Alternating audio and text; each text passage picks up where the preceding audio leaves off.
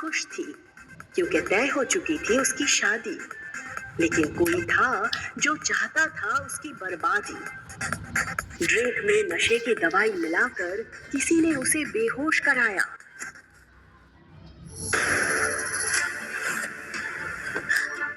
ऋषि,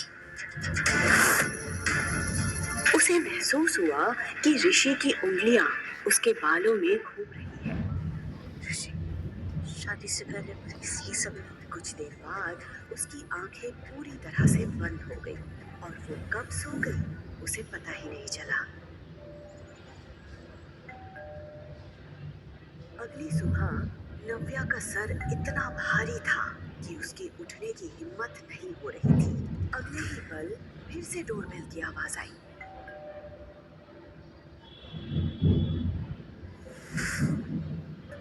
उसे याद आया कि शादी तक वो ऋषि के साथ कुछ नहीं करना चाहती थी। मैं ऋषि के साथ यहाँ। ओह गॉड।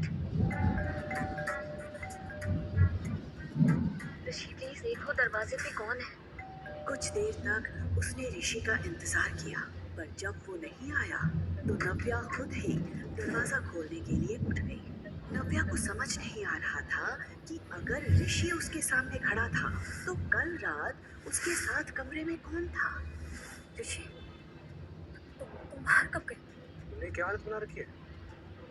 अगर तुम्हारी बैचलर पार्टी खत्म होगी तो हम लंच करेंगे, बाहर चलें। पर तुम तो अभी तक रेडी भी नहीं हुई। इतना कहकर ऋषि कमरे के अंदर आ गया। ऋषि बिस्तर की हालत और उस पर पड़ी एक जेंट्स टाई देखकर समझ गया था कि कल रात क्या हुआ होगा। ऋषि मेरी बात सुनो। कल रात? ऋषि जैसा तुम सोच रहे हो वैसा कुछ। Don't you dare! सब समझ आ रहा है। ये बिस्तर, ये टाई, ये वाइन का ग्लास, सब समझ आ रहा है। 2 दिन में हमारी शादी है और तुम कल रात को किसी और के साथ। नहीं ऋषि, ऋषि ऋषि मेरी बात सुनो। मैंने कुछ गलत नहीं किया ऋषि, शायद कुछ गलतफहमी हुई है। ऋषि! नव्या चिल्लाते हुए नंगे पैर ऋषि के पीछे दौड़ रही थी, लेकिन ऋषि ने उसे एक बार भी पलटकर नहीं देखा। वो सीधे अपनी गाड़ी में बैठकर वहां से निकल गया। उसने तुरंत टैक्सी किया और ऋषि के पीछे चली गई। लेकिन सिन्हा पैराडाइज में उसका स्वागत एक जोरदार थप्पड़ के साथ हुआ। शर्म! मुझे शर्म आती है कहते हुए कि मेरी बेटी हो। शेखर के ठीक बगल में ऋषि खड़ा था, जिसे देखकर नव्या समझ गई थी कि उसने सब कुछ घर में बता दिया है। पापा, ये जो कुछ भी हुआ ना, इसमें मेरी कोई भी गलती नहीं है। तुम भी अपनी माँ की तरह ही निकली, शेमलेस। अरे पहले उसने शेखर को चैन से नहीं जीने दिया, उस वक्त तुमने क्या कमी रह गई थी ऋषि में जो तुम्हें किसी और के पास जाना पड़ा? अरे माँ, कम से कम आप तो बस करिए ना। पापा की तबीयत खराब हो रही है, इनका ध्यान रखिए। पापा। शिखा नव्या की सौतेली माँ थी और कनिका सौतेली बहन। कनिका, तुम तो मेरा यकीन करो, मुझे सच में कुछ भी याद नहीं है। कनिका, मैं ऋषि, तुम तो मुझसे प्यार करते हो ना? तुम तो मुझ पे ट्रस्ट करो प्लीज। ट्रस्ट? ये शब्द तुम्हारे मुंह से अच्छा नहीं लग रहा। जिस लड़की से मैंने प्यार किया था वो तो पर आप किसी और की होती थी। नहीं ऋषि, प्लीज ट्रस्ट मी। तुम्हें जो ठीक लगता था तुमने किया, अब मैं वो करूंगा जो मुझे ठीक लगता है। नव्या के साथ बाकी घरवाले भी ऋषि शेखावत का इशारा समझ गए थे। ऋषि ने तुरंत अपनी उंगली से एंगेजमेंट रिंग उतारी और वहीं सबके सामने जमीन पर फेंक दी। ये रिश्ता मैं अभी के अभी खत्म करता हूँ। I am breaking up with you. आज के बाद अपनी ये मनुष्य शक्ल मुझे मत दिखाना। ऋषि नहीं, ऋषि मैंने खबरदार! खबरदार, जो उसे रोकने की कोशिश भी की तो अब उसे जो कुछ कहूंगा ना मैं कहूंगा। और तुमने जो किया है ना उससे हम सबकी जिंदगी बर्बाद हो गई है। ऋषि, ऋषि बेटा सुनो। प्लीज मेरा यकीन करो, मुझे कुछ ध्यान नहीं आ रहा है। मैं सच में, मुझे लगा कि मैं ऋषि के साथ थी। प्लीज प्लीज मेरा यकीन करो प्लीज।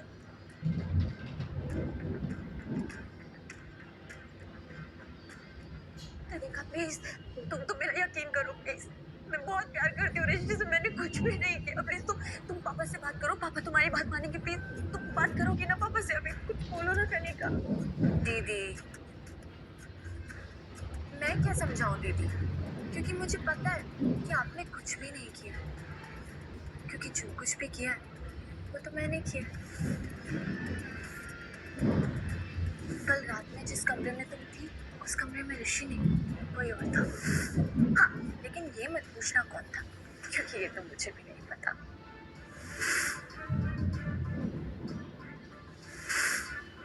और मैंने ये सब इसलिए किया क्योंकि अगर कोई ऋषि से शादी करेगा तो वो मैं होंगी।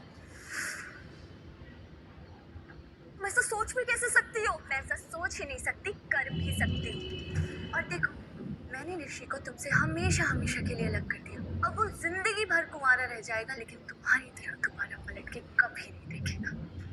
बचपन से तुमसे मैं नफरत करती हूँ और हमेशा तुमसे जीतती आई हूँ।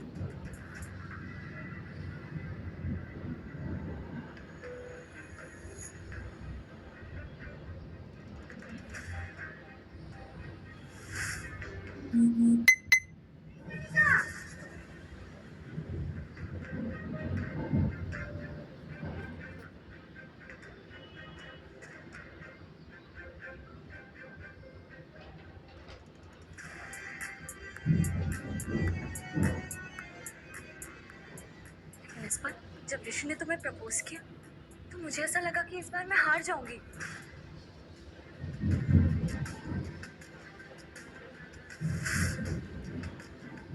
Stop it. Will you marry me?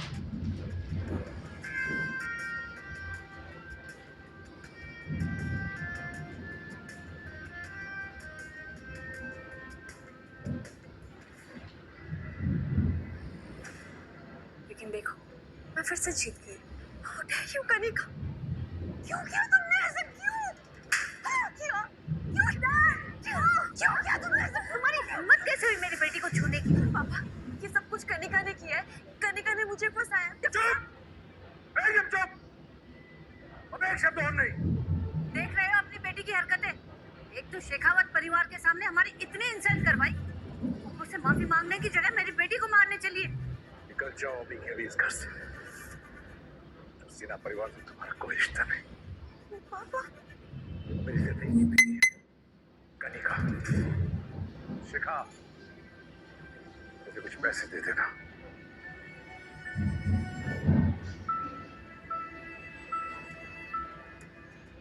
उसके पिता शेखर का फैसला उसे अंदर ही अंदर तोड़े जा रहा था। वो समझ चुकी थी कि अब उसे अपने ही घर को छोड़ना पड़ेगा, इसलिए अपना सामान लेकर वो घर से निकल गई।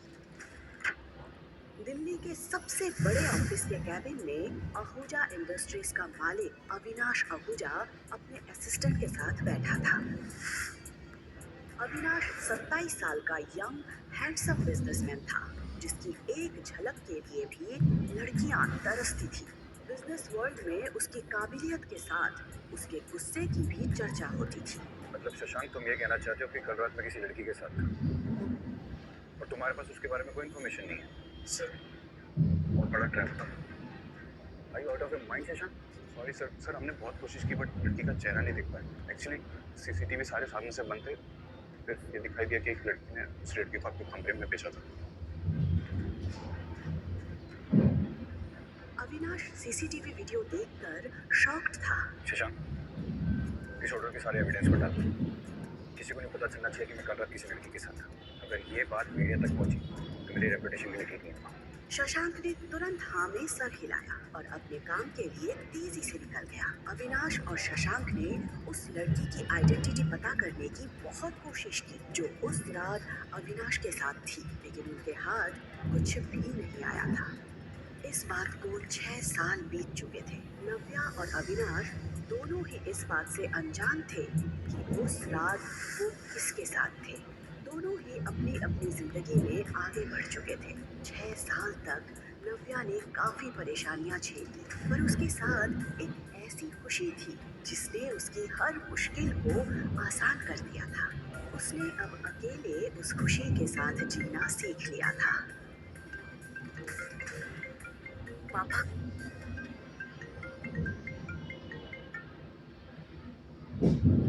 पापा, नव्या, तुम्हें चंडीगढ़ आना है। प्लीज जल्द से जल्द टिकट कराओ। पापा, मुझे सच में बुला रही है? हाँ बेटा। पापा सच में मुझे घर बुला रहे हैं। Oh God! आखिर क्यों बुलाया था शेखर ने इतने सालों के बाद नव्या को वापस? कौन सा सहारा था नव्या के जीवन में? आखिर कब तक अविनाश और नव्या इस बात से अनजान रहेंगे कि उन दोनों ने ही उस रात होटल में रात बिताई थी? जानने के लिए सुनते रहिए द रिटर्न, सिर्फ पॉकेट एफएम पर। से छुट्टी ली और तुरंत वहां से निकल गई।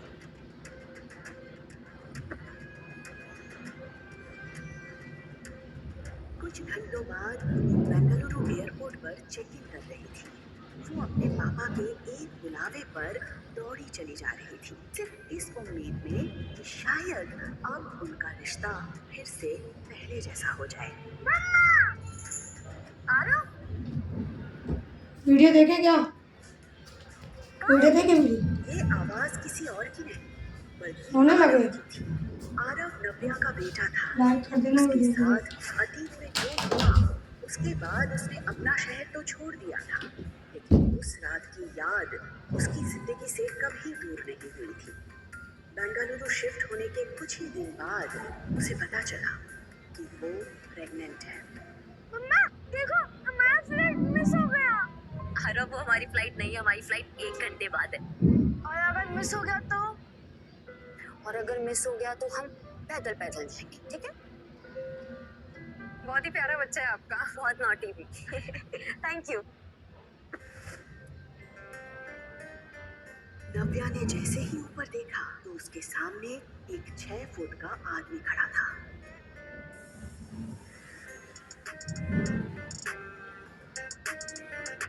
नव्या को ये इंसान किसी भी सेलिब्रिटी से कम नहीं लग रहा था, पर वो ये नहीं जानती थी कि ये इंसान कोई और नहीं बल्कि अविनाश आहूजा है। उसने और अविनाश ने एक दूसरे को देखा, लेकिन वो एक दूसरे को पहचान नहीं पाए। वो नहीं जानते थे कि 6 साल पहले जो होटल रूम में साथ थे, आज उन्हें किस्मत ने फिर से सामने लाकर खड़ा कर दिया था। सॉरी।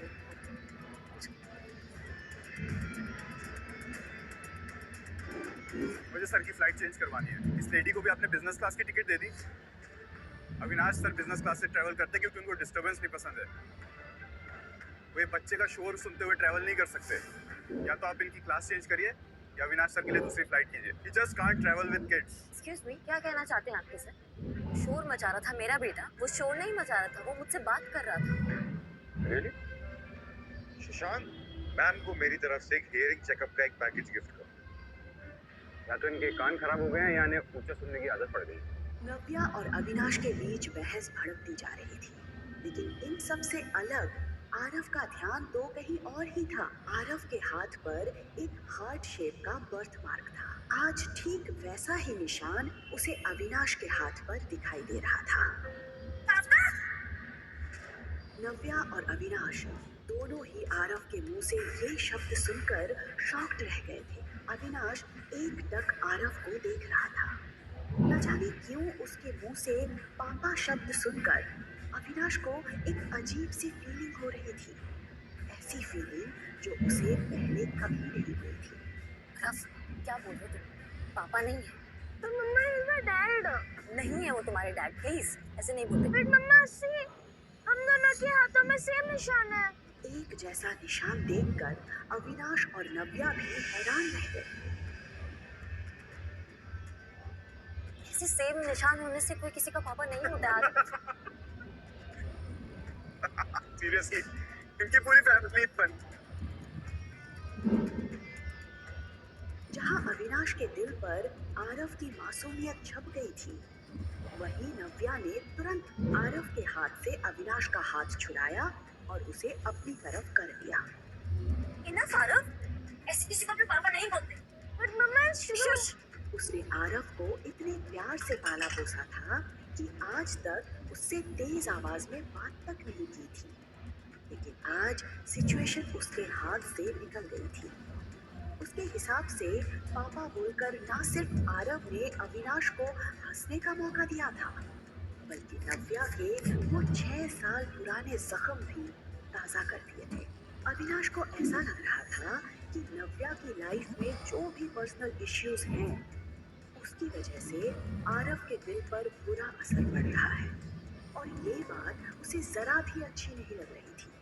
नव्या परेशान होकर सब कुछ संभाल ही रही थी कि तभी अविनाश ने उसे टॉन्ट मारते हुए कहा, बच्चे संभालना नहीं आता तो पैदा क्यों करते हो? इंडिपेंडेंट बनने के नाम पे सिंगल पेरेंट बन जाते हो। अभी सोचा बच्चे पे क्या असर पड़ेगा? ये बात नव्या को बहुत बुरी लगी। आज किसी ने उसकी पेरेंटिंग पर सवाल उठा दिया था। तुम्हारी हिम्मत!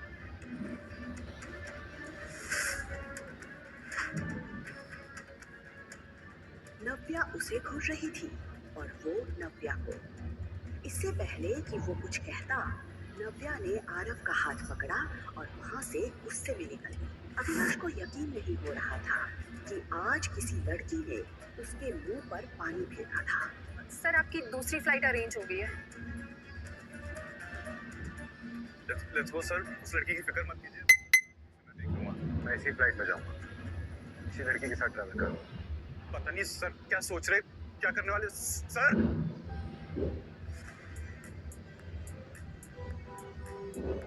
सिक्योरिटी चेकिंग के दौरान अविनाश देखे जा रहा था, लेकिन नव्या अविनाश को नजरअंदाज करते हुए आगे बढ़ गई। कुछ घंटों बाद जब फ्लाइट चंडीगढ़ में लैंड हुई, तब तक नव्या सब कुछ भूल चुकी थी। इतने सालों बाद अपने शहर में पैर रखते वक्त उसे ऐसा लग रहा था जैसे उसकी लाइफ में फिर से सब कुछ बदलने वाला था।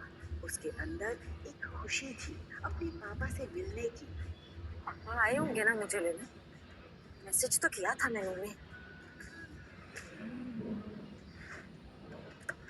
सामने से ऋषि और कनिका उसी की तरफ बढ़ रहे थे। ऋषि कनिका के साथ? तो आगे तुम वापस। नव्या समझ गई थी कि कनिका ने वो सब कुछ हासिल कर लिया जो उसने चाहा था। ये लोग कौन है मम्मा? मम्मा, दीदी, ये तुम्हारा बेटा है? हाँ तो आपको कोई प्रॉब्लम? ओह, अब समझी।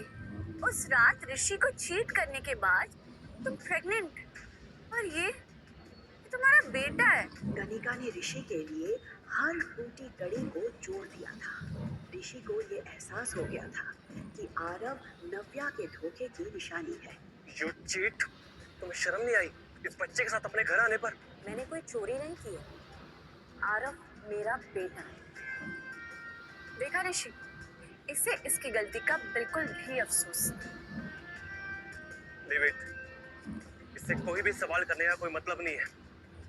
याद है इसने पिछली बार क्या किया था? उसके बाद तो ये कोई भी शर्मनाक हरकत कर सकती है। आई एम श्योर ये बच्चा भी उसी किसी हरकत का नतीजा होगा। इस बच्चे को मेरी आंखों के सामने से ले जाओ, वरना मैं मम्मी से दूर रहो। तुम लोग बैठ आई जाओ और मेरी मम्मी से बात भी मत करना।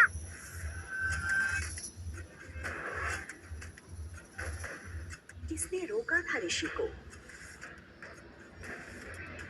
क्यों बुलाया था शेखर ने नव्या को वापस? आखिर कब तक रहेंगे अविनाश और नव्या इस सच से अनजान कि 6 साल पहले उन दोनों ने ही एक साथ रात बिताई थी। जानने के लिए सुनते रहिए द रिटर्न, सिर्फ पॉकेट एफएम पर। Leave it. इससे कोई भी सवाल करने का कोई मतलब नहीं है। याद है इसने पिछली बार क्या किया था? उसके बाद तो ये कोई भी शर्मनाक हरकत कर सकती है। आई एम श्योर ये बच्चा भी उसी किसी हरकत का नतीजा होगा। इस बच्चे को मेरी आंखों के सामने से ले जाओ, वरना मेरी मम्मी से दूर रहो। तुम लोग बैठ आई जाओ और मेरी मम्मी से बात भी मत करना।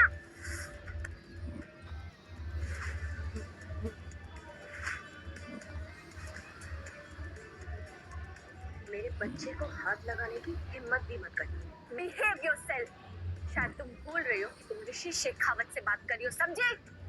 नो वंडर है बच्चा इतना बदतमीज है। माँ की गुण है इसमें। ये सिखाया तुमने अपने बच्चे को? और एक सिंगल मदर से क्या उम्मीद कर सकते हैं? मम्मा को कुछ मत बोलना, आप सुन लो। तो अब इसका मुंह बंद करो, वरना पिछली बार तुम्हारे बेटे पर हाथ उठाया था, इस बार तुम्हारे पे उठाना पड़ेगा। हाथ उठा कर तो दिखाओ। ये सुनते ही नव्या ने पीछे पलट कर देखा तो ये आवाज किसी और की नहीं बल्कि अविनाश आहूजा की थी। उसे देखकर नव्या शॉक्ड रह गई थी।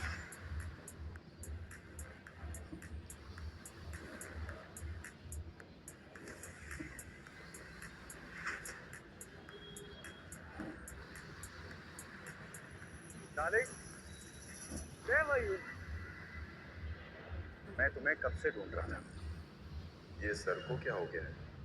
बस काय दीदी को डार्लिंग क्यों बोल रहा है? Hey kiddo, how are you? पापा आप आ गए? Of course. मैं तुम्हारा कब से इंतजार कर रहा था। तुम लोग थक गए होगे ना? पहले लंच करोगे कि रेस्ट करोगे? नव्या पूरी तरह से ब्लैंक खड़ी थी। वो कभी अविनाश की तरफ देख रही थी तो कभी आरव की। वो मन ही क्या करने की कोशिश कर रहा है? तभी उसने कनिका और ऋषि की उड़ी हुई शक्लों की तरफ देखा। वो समझ गई थी कि अविनाश क्या करने की कोशिश कर रहा है। कहाँ थे तुम? मैं कब से तुम्हें ढूंढ रही थी। Let's go Honey. कब लेट्स गो? उसके मुंह से ये सुनकर ऋषि का दिल जल रहा था। वो बार बार अविनाश की पर्सनालिटी और उसके पीछे खड़े असिस्टेंट और गार्ड्स की तरफ देख रहा था। ये देखने में तो बहुत रिच लग रहा है, पर इतना हैंडसम और रिच लड़का दीदी के साथ क्या कर रहा है? और ये बच्चा उसे पापा क्यों बोल रहा है? मुझे तो कुछ समझ नहीं आ रहा। ये लोग कौन है? तुम जानते हो? Not really. नव्या ने इतना कहकर एक ही पल में ऋषि और कनिका को उनकी जगह दिखा दी थी। Let's go. कौन?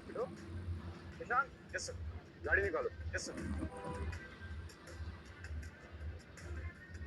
असिस्टेंट, बॉडीगार्ड्स, ये नागा ने किससे शादी कर ली और हम लोगों को पता भी नहीं चला।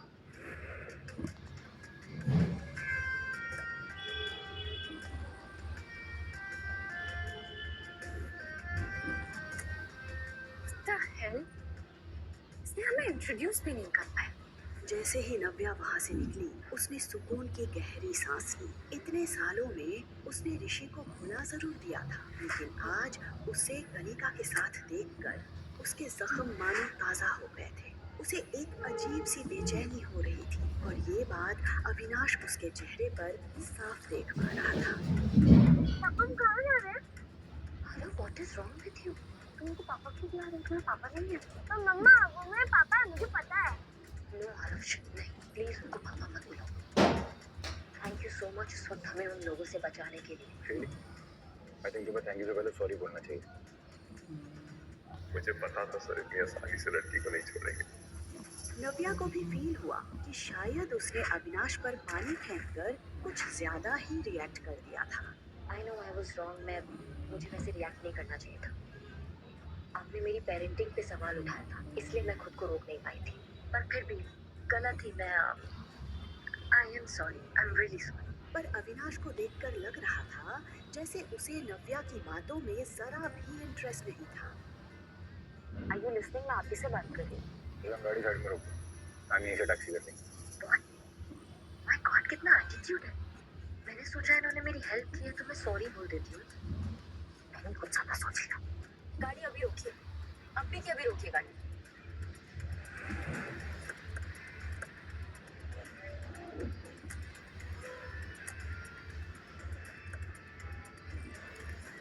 What's this? ये टैक्सी का फेयर, यहाँ तक लिफ्ट दिया ना, thank you so much. What the hell? ये लड़की समझती क्या अपने आप को? वो देख रहा था कि नव्या आरव का हाथ पकड़कर दूसरे टैक्सी का वेट कर रही थी। अविनाश का चेहरा देखकर शशांक को हंसी भी आ रही थी और उसे डर भी लग रहा था। वो अविनाश के गुस्से से अच्छे से वाकिफ था, इसलिए उसे पता था कि अविनाश ने इस वक्त अपने आप को कितना कंट्रोल किया हुआ था।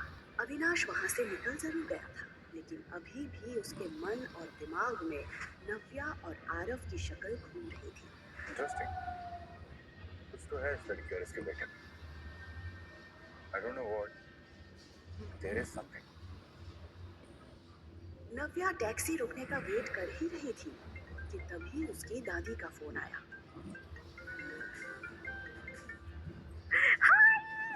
हाय बेटा नव्या, कैसी है तू बेटा? चंडीगढ़ में आपका स्वागत है। नव्या हमेशा से अपनी दादी के सबसे ज्यादा करीब रही थी। नव्या के घर से जाने के बाद शिखा और कनिका के बिहेवियर से परेशान होकर मीनू दादी ने भी कुछ साल पहले सिन्हा मेंशन छोड़ दिया था।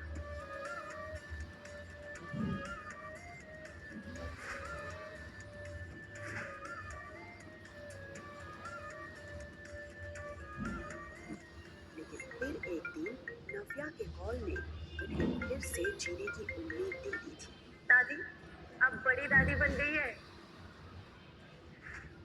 दादी मैं हाँ अगर आप दादी बोलोगे तो मैं क्या बोलूँगा? खुला तेरा चेहरा, वही आंखें। और आरव, आप मुझे सुपर दादी बुला सकते हैं। सुपर दादी। देख, दादी तो मैं हूँ ही और साथ में सुपर पावर भी है। तो हुई ना मैं आपकी सुपर दादी। सुपर पावर वाली सुपर दादी। वैसे दादी आप सोशल मीडिया पे बड़े एक्टिव हो। मैं परसों ही आपके आउट हाउस की पिक्चर्स देख रही थी। वो गार्डन पहले से भी बहुत सुंदर हो गया है। वो अमरूद का पेड़ जो हमने साथ में मिलके लगाया था।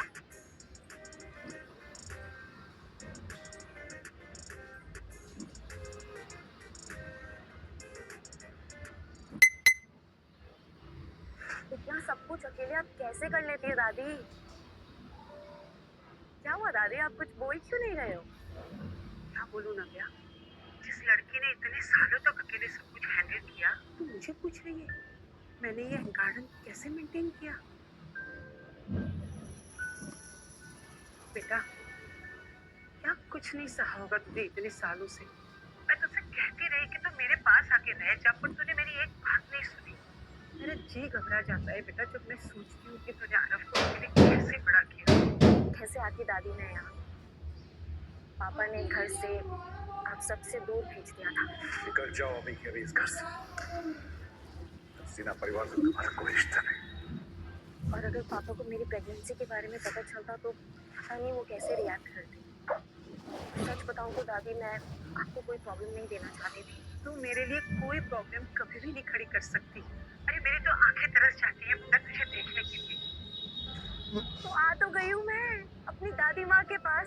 बस आधे घंटे में आपके पास पहुँच जाऊंगी दादी। मैं बहुत एक्साइटेड हूँ। मुझे पापा को बताना है कि I missed him so much. Can't wait to meet him. ये सवाल सुनते ही दादी के चेहरे पर उदासी छा गई। उन्हें समझ नहीं आ रहा था कि वो नव्या को सच कैसे बताए। क्या हुआ दादी? नव्या, तेरे पापा।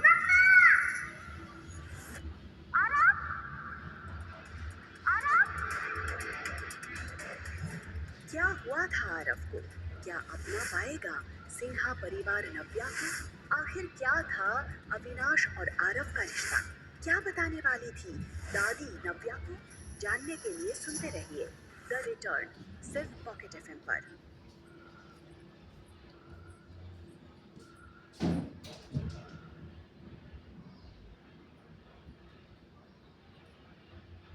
क्या कुछ नहीं सहा होगा तुझे इतने सालों से।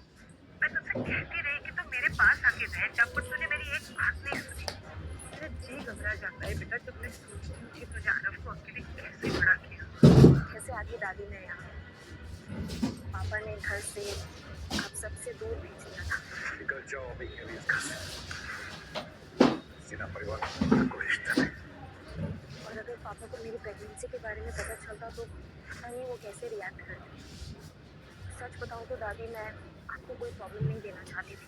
तू मेरे लिए कोई प्रॉब्लम कभी भी नहीं खड़ी कर सकती। अरे मेरी तो आंखें तरस जाती हैं बेटा तुझे देखने के लिए। तो आ तो गई हूँ मैं अपनी दादी माँ के पास। बस आधे घंटे में आपके पास पहुँच जाऊंगी दादी। मैं बहुत एक्साइटेड हूँ। मुझे पापा को बताना है कि I miss him so much. Can't wait to meet him. Aarav की चीख सुनते ही नव्या उसकी तरफ भागती है। कूलर अंदर करता है। सही सलामत देखकर चैन की सांस लेती है। बैठ गई यहाँ पे भी अगर हमें परेशान करने के लिए। उधर जाकर सोचो। बैड गाइस तुम्हारा कुछ नहीं बिगाड़ सकते जब तक मम्मा तुम्हारे साथ। तुम दोनों यहाँ क्या कर रहे हो? अरे हमारा छोड़ो, ये पता हो कि तुम्हारा वो डार्लिंग और उसकी बॉडीगार्ड्स कहीं दिखाई नहीं दे रहे। कनिका मुझे तुम्हें हर चीज बताने की जरूरत नहीं है। नव्या, नव्या, आरव ठीक तो है ना नव्या? हाय दादी, आरव ठीक है। ये बताइए कि आप ठीक हो? लगता है कि दादी को मुझसे बात करने में कोई इंटरेस्ट नहीं। एनीवेज, तुम दोनों ने एयरपोर्ट पे कम तमाशा नहीं किया था। अब क्या लेने आए हो यहाँ पे? ओ हेलो, हमें भी आने का कोई शौक नहीं है। ये तो शेखर अंकल ने कहा इसलिए हमें आना पड़ा, वरना तुम्हें और तुम्हारे इस बदतमीज बेटे को मोहर नहीं जलते। बाय द वे, पापा ने तुम्हें घर बुलाया। हम गाड़ी में वेट कर रहे हैं, आ जाओ। Let's go. आरव, तुम यहाँ साइड में खड़े रहो और हिलना मत, मैं बैग लेके आ रही हूँ। दादी, सुना आपने? पापा ने मुझे घर पे बुलाया। क्या लगता है आपको मुझे माफ कर देंगे ना? आरव को अपनाएंगे ना वो? दादी क्या मुझे जाना चाहिए ना घर पे? दादी दादी टेंशन में फोन कट कर देती है। नव्या इतनी उम्मीद से यहाँ आई है, जब उसे पता चलेगा कि शेखर उसे यहाँ क्यों बुलाया है तो उसका तो दिल ही टूट जाएगा।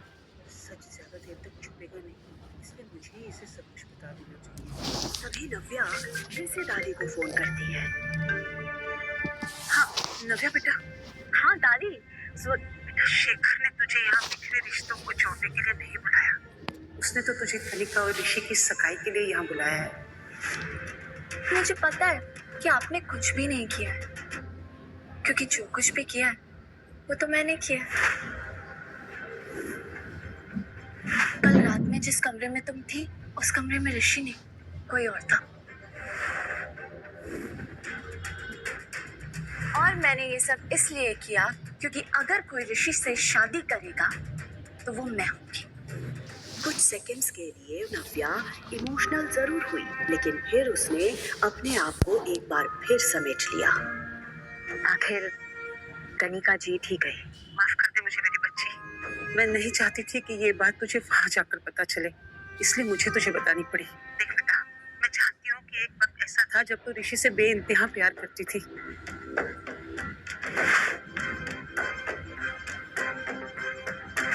आज जब तू तेरी बहन को ऋषि के साथ देख रही है तो मुझे पता है तुझ पर क्या बीत रही होगी। पर नव्या, मैं फिर भी चाहूंगी कि तू इस एंगेजमेंट को अटेंड करे। तेरी ये हिम्मत है ना बेटा, उन सब के मुंह पर एक करारा तमाचा होगी जिन सब ने तुझे तोड़ने की कोशिश की है। आप सही कह रही है दादी, मैं एंगेजमेंट में भी जाऊंगी और पापा से भी मिलूंगी। और कितना टाइम? बैठो अंदर, हमारे पास पूरा दिन है तुम्हें पिक एंड ड्रॉप करने के लिए। चलो आरव। मैं नहीं चलूंगा, ये बैठ गई से। आरव, ये हमें नाना जी के पास लेके जा रहे हैं। नाना जी के पास? थोड़ी देर और टॉलरेट कर लो प्लीज। चल।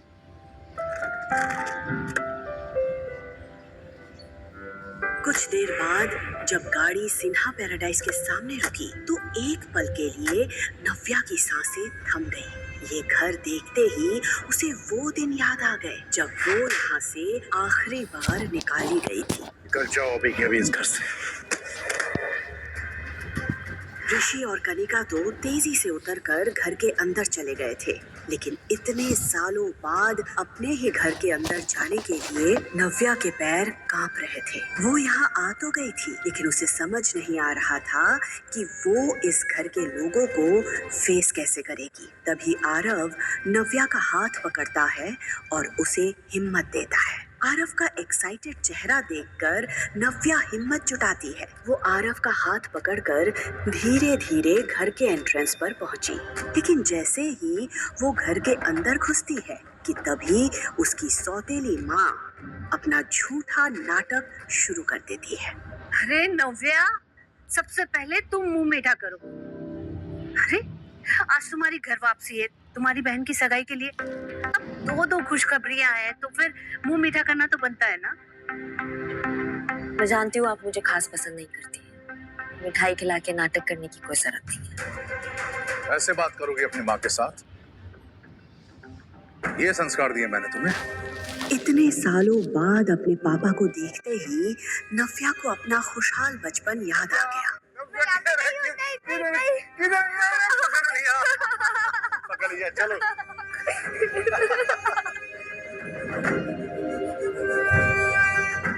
लेकिन इसके बाद शेखर ने जो कहा वो सुनकर उसके होश उड़ गए। तुम्हें यहाँ से मैंने दूर भेजा था ताकि तुम्हें अपनी गलती का एहसास हो सके, ताकि तुम सॉरी फील करो, अपनी हरकतों पे शर्मिंदा हो सको, ताकि ये। पापा क्या कह रहे हैं आप? आरव मेरा बेटा है। रखो अपने पास। इस नाजायज औलाद को तुम्हारी मेरे पास लाने की हिम्मत कैसे हुई? Please stop it. You stop now। तुम्हें क्या लगा था कि तुम इस बच्चे को लेकर यहाँ पर आओगे और मेरा मन इसे देख के पिघल जाएगा। मैं इसे देखकर सब कुछ भूल जाऊंगा वो बेइज्जती जो मेरी तुम्हारे कारण हुई थी।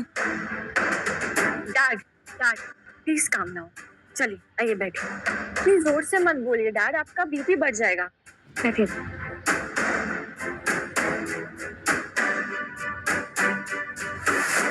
अब आएगा मजा। पीजिए, पानी पीजिए। काम now. After all he is your grandson.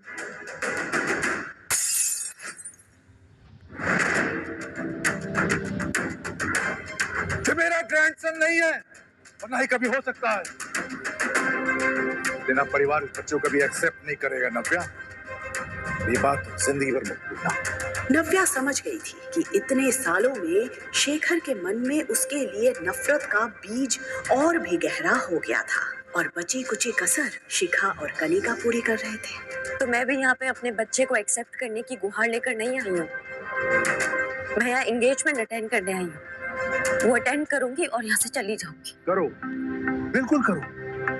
In fact मैंने तुम्हें बुलाया है एंगेजमेंट के लिए, लेकिन मेरी भी एक शर्त है। इस सगाई में केवल तुम वेलकम हो। ये बच्चा उस इवेंट में नहीं आ सकता और मैं तुम्हारी वजह से और बेइज्जती सहन नहीं कर सकता। तो ठीक है, ये एंगेजमेंट आप सबको ही मुबारक हो। Congratulations Kanika and Rishi.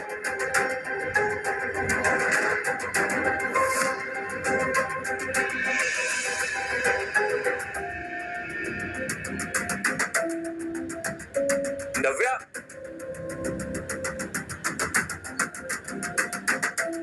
Aarav cab आ गई है वहां पे, वहां जाके बैठो, मम्मा आ रही है। नव्या, अब क्या है, कुछ बच गया है क्या? अंदर जो हुआ, एयरपोर्ट पे जो हुआ, क्या वो कम था क्या, जो अभी भी कुछ कहने आ गए हो मेरे पीछे? तुम्हें जरा भी नजर नहीं आ रहा कि अगर तुम्हें फिर से अपनाना चाहता है, बस तुम्हें अपनी जिद छोड़नी है। जिद नहीं, वो मेरा बेटा मुझसे छोड़ने के लिए कह रहे हैं। डू यू इवन रियलाइज उसका मतलब क्या होता है? मेरा बेटा। मैं भी किससे बात कर रही हूँ, फॉरगेट इट। तुम इतना लगाव क्यों इस बच्चे से? ये उसी का बच्चा है ना जो एयरपोर्ट पर आया था, या किसी और का? तुम ये सवाल क्यों कर रहे हो? तुम्हें क्या फर्क पड़ता है अब इस बात से? तुम तो करने जा रहे हो ना अपनी नई जिंदगी की शुरुआत। सो बी हैप्पी। नव्या, तो तुमने मुझे चीट किया, सब कुछ छोड़ के यहाँ से चलेगी और एटीट्यूड ऐसे दिखा रही जैसे ये मेरी गलती है। तुम्हें क्या पता है कि उस रात क्या हुआ था, किसने चीट किया, किसने नहीं चीट किया? और मुझे अब तुम्हें कोई सफाई नहीं देनी है, मुझे तुमसे बात ही नहीं करनी है। लेकिन मुझे बात करनी है। क्या बात करनी है? क्या बात करनी है तुम्हें? तुम्हें पता भी है कि उस रात मेरे साथ क्या हुआ था? तुम्हें पता भी है कि मुझे किसने फंसाया था? क्यों हुआ था मेरे साथ वो सब? कुछ भी नहीं पता है, कुछ भी नहीं पता तुम्हें। लेकिन अब भूल जाओ, अभी सब भूल जाओ। अभी तुम अपने फियांसे कनिका के साथ एकदम खुश रहो। To be honest, you both deserve each other. Navya, क्या कहना चाहती हो तुम? बोलो, क्या हुआ था उस रात? क्या नव्या बता देगी ऋषि को कनिका का सच? मुझे पता है कि आपने कुछ भी नहीं किया है, क्योंकि जो कुछ भी किया है वो तो मैंने किया है। कल रात में जिस कमरे में तुम थी, उस कमरे में ऋषि नहीं, कोई और था। और मैंने ये सब इसलिए किया क्योंकि अगर कोई ऋषि से शादी करेगा तो वो मैं हूँ। क्या हो पाएगी कनिका और ऋषि की सगाई? जानने के लिए सुनते रहिए द रिटर्न, सिर्फ पॉकेट एफएम पर।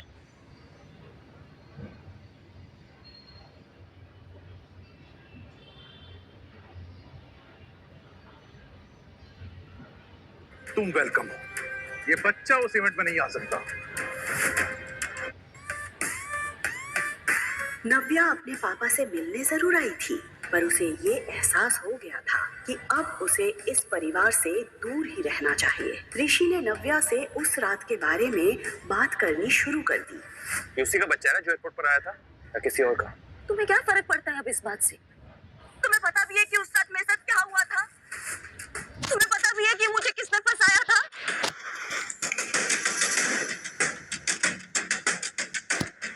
बोलो, क्या हुआ था उस रात? नव्या ने मन बना लिया था कि वो सारी सच्चाई ऋषि को बता देगी। बोलो नव्या। उस रात हे बेबी, ये आवाज सुनते ही नव्या ने खुद को सच बताने से रोक लिया। कनिका का चेहरा देखकर नव्या को याद आ गया कि कैसे उसने ये सब कुछ ऋषि को हासिल करने के लिए किया था। अगर कोई ऋषि से शादी करेगा तो वो मैं हूँ।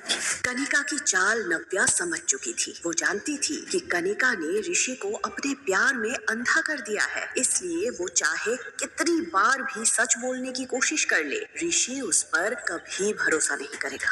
बिल्कुल सही टाइम पे आई हो कनिका, हमेशा की तरह। क्या बे आप? तुम अपनी बहन से ऐसे कैसे बात कर सकती हो? वो आई है सही वक्त पर। जब तुम चली गई थी वही थी मेरे साथ। जो तुमने तोड़ दिया था उसी ने जोड़ा। तुम्हें उसे थैंक्स कहना चाहिए। करेक्ट, मुझे कनिका को थैंक्स बोलना चाहिए और मैं थैंक्स बोलूंगी। Thank you so much Kanika for everything. और अब मुझे नहीं लगता कि तुम्हें मुझसे कोई सवाल करना चाहिए। आप दोनों की सगाई हो रही है ना, तो आप दोनों खुश रहिए and please for God sake leave me alone. देखा इसका एटीट्यूड। बेबी छोड़ो ना, हम अपने एंगेजमेंट में ध्यान देते हैं ना। वैसे भी इनका ध्यान रखने के लिए पापा काफी है। उन्होंने डेफिनेटली इनके बारे में कुछ सोचा होगा, है ना? इस नाजायज औलाद को तुम्हारी मेरे पास लाने की हिम्मत कैसे हुई? जो मेरा ग्रैंडसन नहीं है और ना ही कभी हो सकता है। सगाई में केवल तुम वेलकम हो, ये बच्चा उस इवेंट में नहीं आ सकता। मम्मा, नानू नहीं चाहते हैं ना कि मैं पार्टी में आऊं? मेरा बच्चा, उसकी उम्र भले ही कम थी, लेकिन उसे ये तो समझ आ ही गया था कि उसे यहाँ पर दादी के अलावा और कोई भी पसंद नहीं कर रहा था। उसकी ये फीलिंग देखकर नव्या के दिल के टुकड़े हो गए थे। क्या कभी ऐसा हुआ है कि मम्मा अपने बच्चे के बिना किसी पार्टी में गई हो? नानू थोड़ा गुस्से में थे ना, इसलिए उन्होंने ऐसे कह दिया। लेकिन तुम हमेशा एक बात ध्यान रखना, मम्मा कहीं भी जाएगी अपने बच्चे के साथ जाएगी। चॉकलेट? नव्या ने आरव को तो बहला दिया था, लेकिन उसके मन में अभी भी उथल पुथल मची हुई थी। एक तरफ उसे अपने परिवार की नफरत झेलनी थी और दूसरी तरफ उसे आरव के कोमल मन का ध्यान भी रखना था। बस जल्दी से ही 1-2 दिन निकल जाए, फिर मैं अपने बच्चे को लेके अपनी दुनिया में चली जाऊंगी।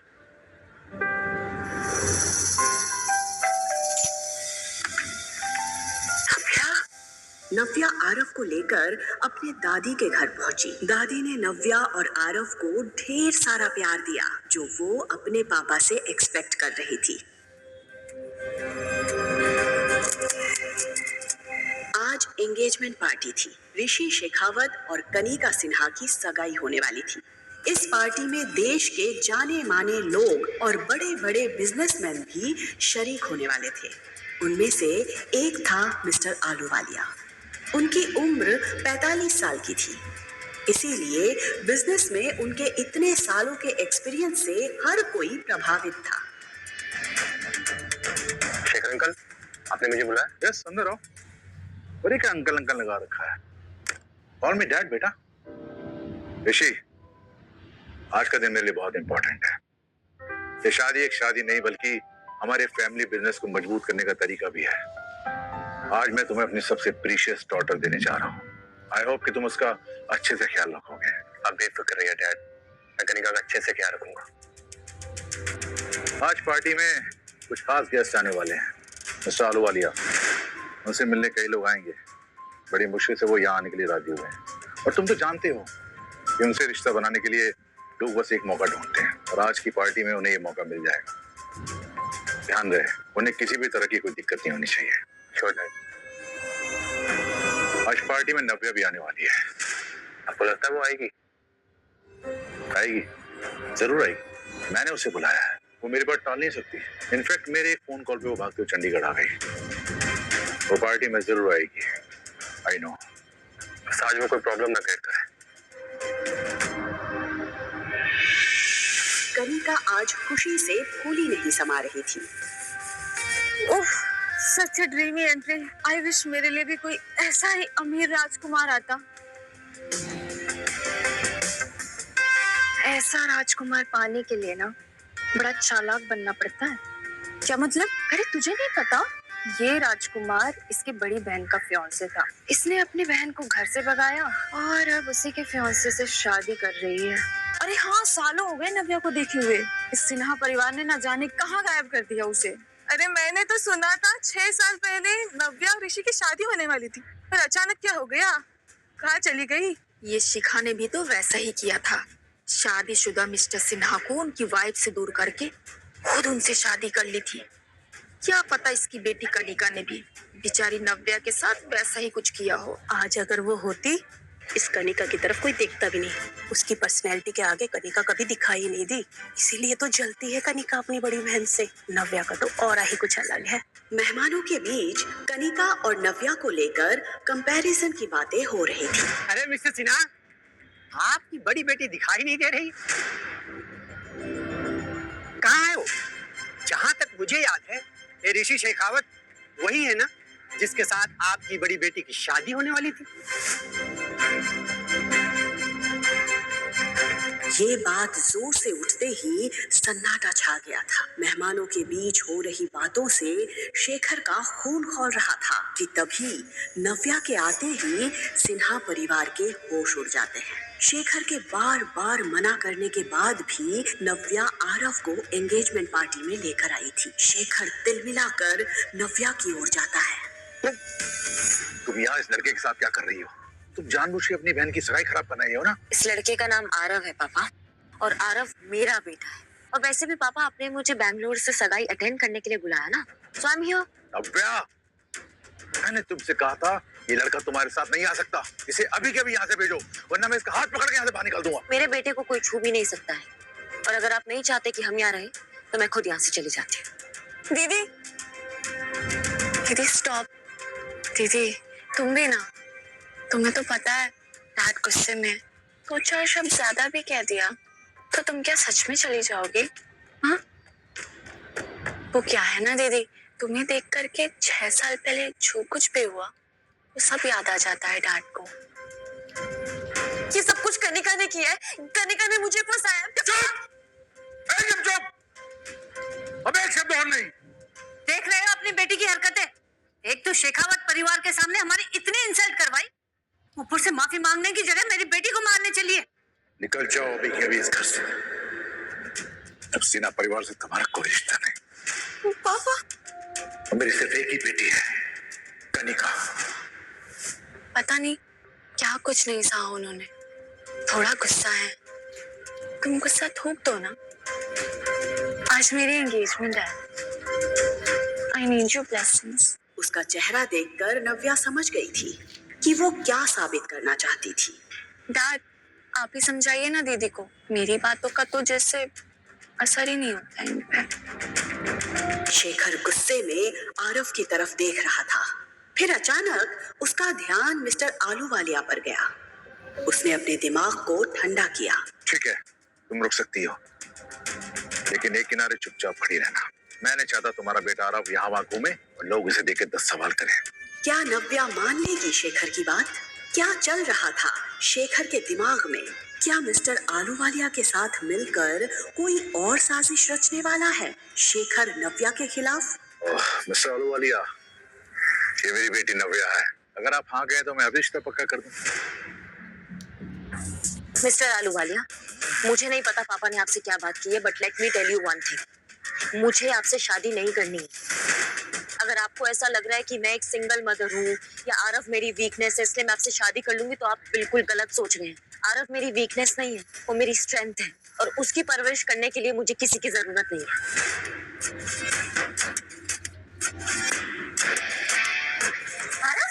आरव, पापा क्या करें? शादी तो तुम्हें मुझसे ही करनी पड़ेगी।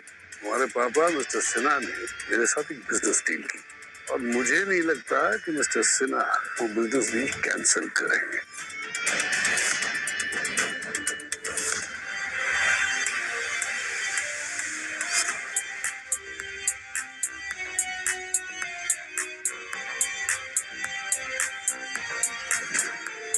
मिस्टर आलूवालिया, लगता है वो अपनी हरकतों से बाज नहीं आए। अविनाश आहूजा को जोर जबरदस्ती बिल्कुल पसंद नहीं।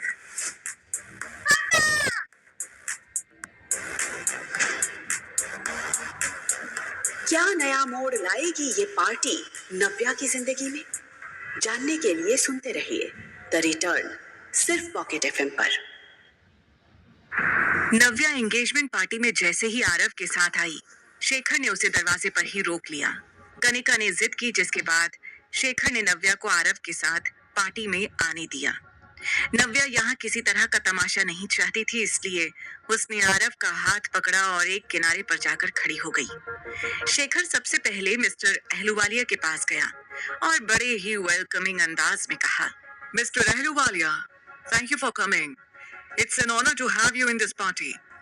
ये सुनकर मिस्टर अहलूवालिया मुस्कुरा तो रहे थे, लेकिन उनका ध्यान तो कहीं और ही था। वो बार